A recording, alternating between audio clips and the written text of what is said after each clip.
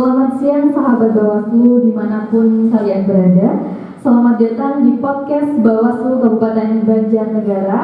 Saya Anissa Herviana Pratiwi seperti biasa akan memandu jalannya podcast pada siang hari ini. Setelah sekian lama kita tidak berjumpa dalam podcast Bawaslu Kabupaten Banjarnegara, akhirnya di hari ini podcast Bawaslu Kabupaten Banjarnegara kembali hadir di hadapan sahabat Bawaslu sekalian dengan membahas terkait dengan bedah buku dengan judul Asa dari Desa. Dan di sebelah saya sudah hadir tentunya narasumber yang akan menemani kita pada siang hari ini dan berbincang terkait dengan buku Asa dari Desa, yaitu Bapak Ketua Bawaslu Kabupaten Banjarnegara, Bapak Rinta Arif Laksono. Selamat siang Pak Rinta. Selamat siang Mbak Nisa. Sehat Pak? Alhamdulillah. Alhamdulillah, semoga selalu sehat ya Pak. Sudah siap ya Pak? Kita pada podcast kali ini kita akan membahas terkait dengan buku Asa dari Desa Pak. Insya Allah. Insya Allah. Buku Asa dari Desa, kalau saya baca dari judulnya saja ini sudah terlihat sangat menarik ya Pak. Asa dari Desa.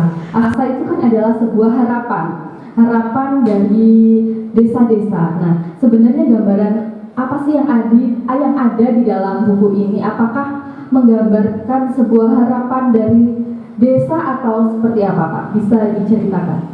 Terima kasih Mbak Nisa. Betul sekali bahwa asa dari si desa ini kita berharap banyak bahwa pesta demokrasi ini berangkat dari desa. Ide, gagasan, dan pengalaman Bawaslu Kabupaten Kota dalam mendirikan desa pengawasan dan desa anti politik uang di pemilu 2024 diceritakan kembali dalam buku dengan judul Asa dari Desa, yang intinya adalah menggambarkan sebuah upaya atau cara, strategi, dan gerakan sosial dalam rangka memberikan pendidikan politik melalui upaya preventif kepada masyarakat desa untuk menumbuhkan keterampilan pemahaman politik di masyarakat dan mengurangi kejahatan pemilu berupa politik uang. Buku ini juga menggambarkan dari fondasi yang dibentuk oleh Bawaslu Kabupaten Kota dalam membentuk desa pengawasan atau desa anti politik uang di masing-masing kabupaten kota. Dengan puluhan desa yang dicanangkan, desa pengawasan dan desa anti politik uang tidak hanya dibuat menjelang pemilu atau pemilihan tahun 2024, tetapi sudah diawali sejak tahun 2019 hingga saat ini terus dirawat dan dipotret dan didokumentasikan dalam buku Asa dari Desa. Kemudian nih Pak, siapa saja sih Pak yang terlibat dalam pembuatan buku Asa dari Desa ini? Terima kasih Mbak Nisa. Buku ini disusun oleh Bawaslu Provinsi Jawa Tengah, di mana isi dari buku ini merupakan sebuah pemikiran dan gagasan dari pengawasan pemilu Bawaslu Kabupaten Kota se-Jawa Tengah. Buku ini ditulis langsung oleh praktisi pengawas pemilu di lapangan yang sangat akan pengalaman dan tentu saja sudah melakukan trial terhadap objek pemikirannya. Semua sudah terpetakan dalam buku ini. Buku Asa dari Desa atau Asa dari Desa mendeskripsikan sebuah kondisi real di lapangan yang di dalamnya terdapat sebuah kondisi ideal sebuah desa atau kelurahan dalam membangun demokrasi. Baik Pak, berarti buku Asa dari Desa ini adalah kumpulan tulisan tentang desa pengawasan dan desa anti politik uang se-Kabupaten Jawa Tengah Pak ya? Betul, nah, berbicara tentang desa anti politik uang dan desa pengawasan ini Pak, di Banjarnegara sendiri nih Pak, sampai di tahun 2024 kemarin sudah ada beberapa desa sih Pak yang sudah dibentuk oleh Bawaslu Kabupaten Banjarnegara, baik itu desa anti politik uang maupun desa pengawasan Pak.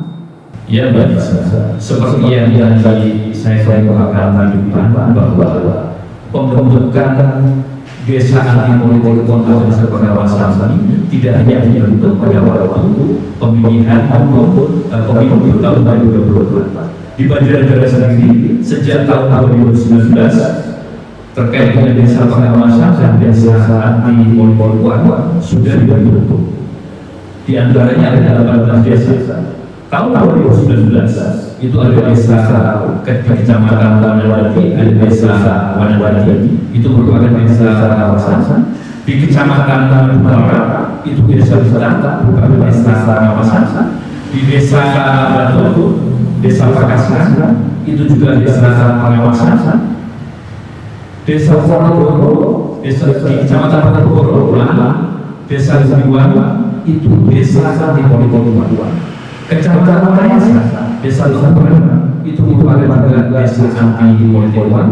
Desa Banjarmangu, Kecamatan Banjarmangu, Kecamatan Ponorogo, Kecamatan Wadayasa, tentunya di desa DPP, desa Karangtau dan desa Bandung. Tiga desa itu juga desa anti politik. Selanjutnya di tahun 2020 Kecamatan Karangtau, desa Laksana, itu merupakan desa pengawasan. Desa Kecamatan Kardongan, desa Ketujuran, juga merupakan desa pengawasan.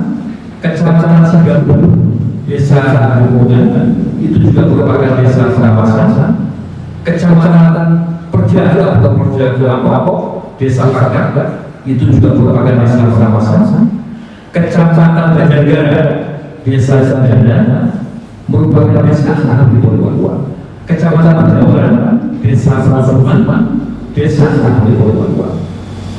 Kecamatan Sunda, desa Salundolo, merupakan desa anti politik. Kecamatan Tegalan, desa Sambo, juga merupakan desa anti politik. Di tahun 2021 itu kami membentuk di Kecamatan Bawah, desa Sabandang, itu juga merupakan desa anti politik. Terakhir di tahun 2023 Kecamatan Sigabu, desa Saburo, kami juga membentuk desa pengawasan. Sehingga mulai dari tahun 2019 sampai dengan 2023 Banjarnegara atau khususnya Bawaslu Kabupaten Banjarnegara juga membentuk desa pengawasan dan desa anti politik. Itu sebanyak 8 desa. Begitu Pak. 18 desa. 18 desa. Cukup banyak ya Pak, dari 20 kecamatan ada 18 desa yang telah dibentuk oleh Bawaslu Kabupaten Banjarnegara sebagai desa pengawasan dan juga desa anti politik. Dan tadi itu membaca terkait dengan asal dari desa ini ada tulisan yang berjudul Desa Cendana Pemimpin yang Bermodalkan Orang Baik. Seperti itu ya Pak. Nah, kalau membaca dari judulnya saja bagi saya ini sesuatu yang menarik Pak, karena ada pemimpin yang bermodalkan orang baik, yaitu di Desa Cendana. Nah, mungkin bisa diceritakan Pak kepada sahabat Bawaslu mengapa memilih Desa Cendana sebagai desa yang ditulis oleh Pak Rindra Arif dalam asal dari desa, padahal ada 18 desa nih Pak yang sudah dibentuk. Kenapa Pak? Terima kasih sahabat Bawaslu yang saya hormati dan saya banggakan. Kenapa kami mengambil Desa Cendana sebagai desa yang kami angkat, kami tulis dalam asal dari desa ini? Karena Desa Cendana merupakan desa yang letaknya di kecamatan kota, di mana mayoritas pendidikan penduduk desa itu yaitu SD sampai dengan SMP, dengan latar belakang yang sangat heterogen, di mana Desa Cendana ini secara administratif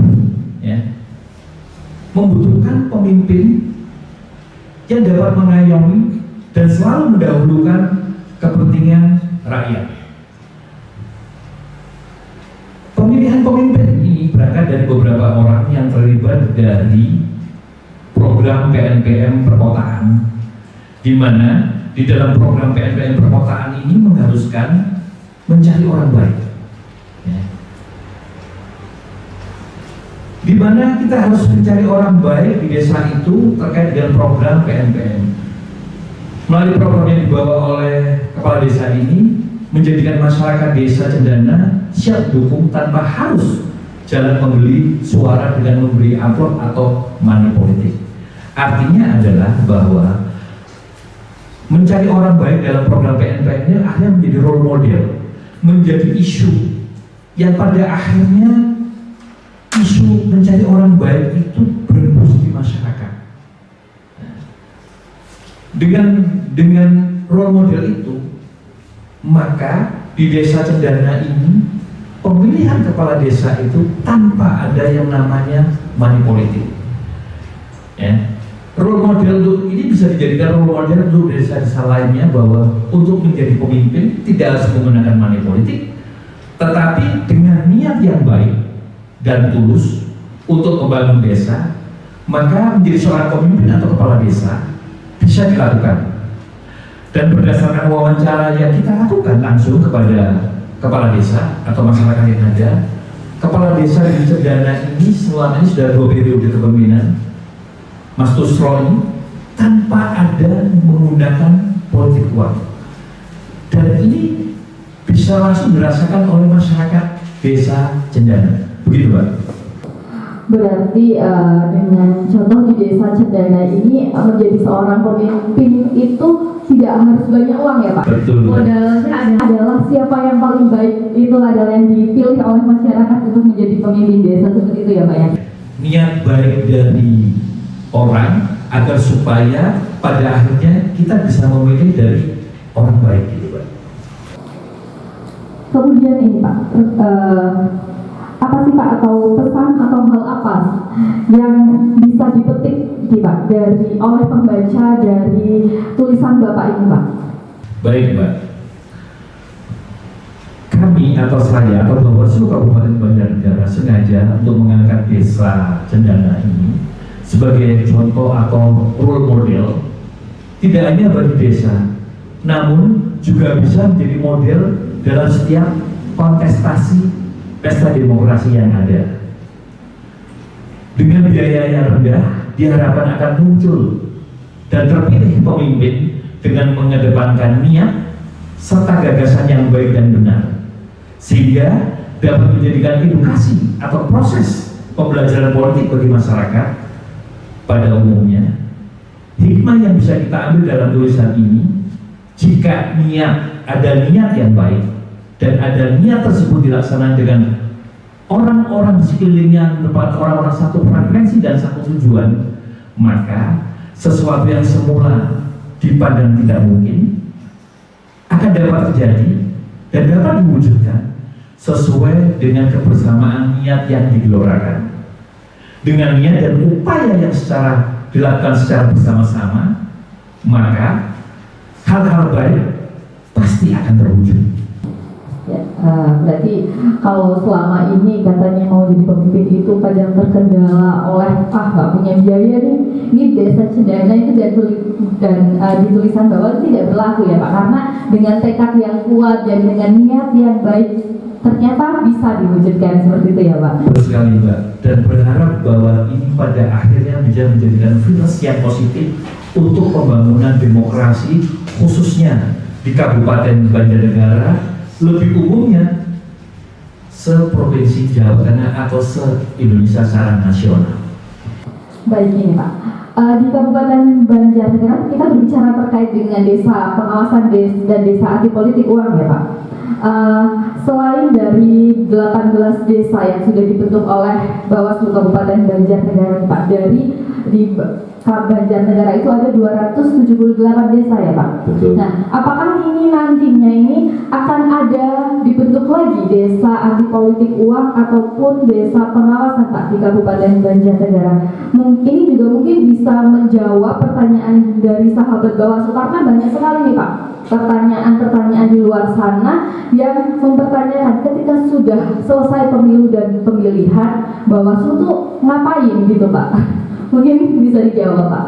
Terima kasih Mbak Nisa, bahwa Bawaslu Kabupaten Banjarnegara walaupun sudah membentuk 18 desa pengawasan dan desa anti politik uang, kami akan terus menerus dan terus akan menciptakan desa-desa pengawasan dan anti politik uang.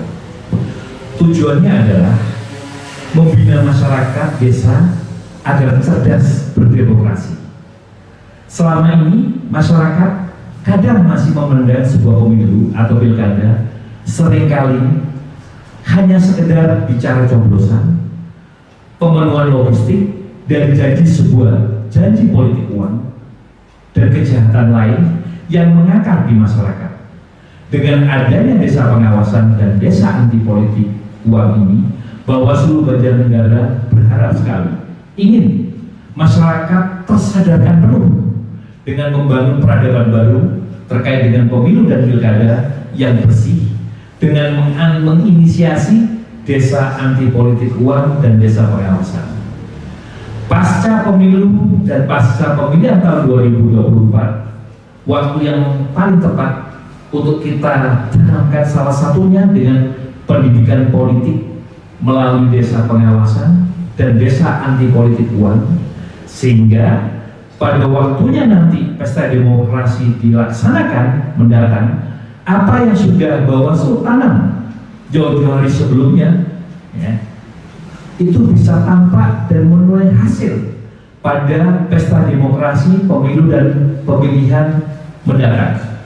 Dengan harapan bahwa desa pengawasan dan desa anti politik uang ini akan terus kita bentuk dan kita kembangkan dengan tujuan edukasi masyarakat tetap berjalan dalam berdemokrasi. Berarti setelah selesainya pemilu dan pilkada ini, Bawaslu tetap bekerja ya Pak, bekerja keras untuk salah satunya melalui pendidikan politik, yaitu dengan pembentukan desa pengawasan, dan juga mungkin ini juga salah satu pendidikan politik bagi masyarakat ya Pak, melalui media podcast Bawaslu kali ini. Betul Mbak Nisa. Ya. Kemudian ini Pak, ini kita pertanyaan terakhir nih Pak dalam podcast kali ini. Apa sih pesan ataupun harapan yang ingin Bapak sampaikan melalui buku ini kepada penonton sahabat Bawaslu maupun pembaca di rumah Pak? Baik Mbak Nisa, kepada sahabat Bawaslu yang saya cintai dan saya banggakan, dengan adanya buku Asa dari Desa ini dapat menjadi inspirasi bagi pembaca dan siapapun, terutama semangat para penggiat demokrasi yang terus berjuang untuk menekan praktik-praktik politik uang yang masih marak dan sering terjadi di tengah-tengah masyarakat.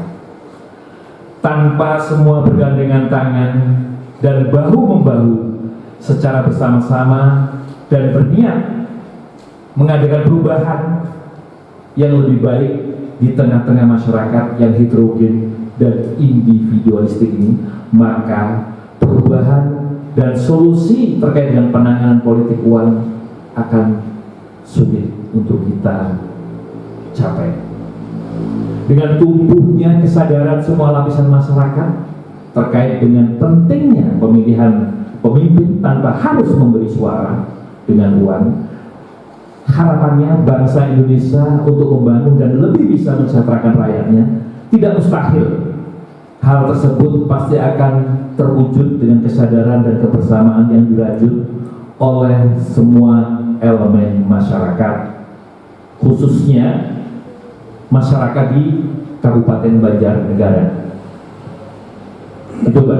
Ya, terima kasih Pak Rita, sangat luar biasa sekali, pesan-pesannya sangat optimis untuk kemajuan demokrasi di Indonesia, khususnya juga di Kabupaten Banjarnegara. Saya ucapkan terima kasih Pak kepada Bapak Riza Arif Laksono yang telah bersedia hadir dalam podcast pada siang hari ini. Apa yang tadi sudah disampaikan semoga bisa bermanfaat bagi sahabat Bawaslu di rumah dan bisa menambah wawasan atau insight baru bagi sahabat Bawaslu yang ada di rumah. Baik, terima kasih ya Pak ya. Sama-sama Mbak Anissa.